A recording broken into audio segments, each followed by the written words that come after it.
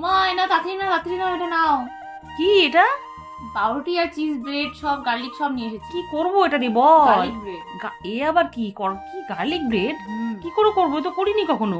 বলে দিচ্ছি করো। কি করে করতে হবে বলতে পারবি তো ঠিক করে? আচ্ছা তাহলে কি করব বল। আচ্ছা প্রথমেই একটু সাদা তেলে বেশ কয়েকটা রসুন নিয়ে লো হিটে বেশ ভালো করে ভেজে নিলাম। রসুনটা সেদ্ধ হয়ে গেলে এবার কয়েকটা ধনে পাতা নিয়ে সেটাকেও বেশ মিহি করে একদম চপ করে নিলাম। এবার কি করব বল। এবারে হচ্ছে রসুনগুলোকে থেতো করে নাও। থেতো করবো। এবার ভাজা রসুনগুলোকে হালকা থেতো করে নিয়ে একে একে বিট নুন, সামান্য বাটার, গোলমরিচ গুঁড়ো, রেড চিলি সস আর চিলি ফ্লেক্স দিয়ে ভালো করে মিশিয়ে নিলাম।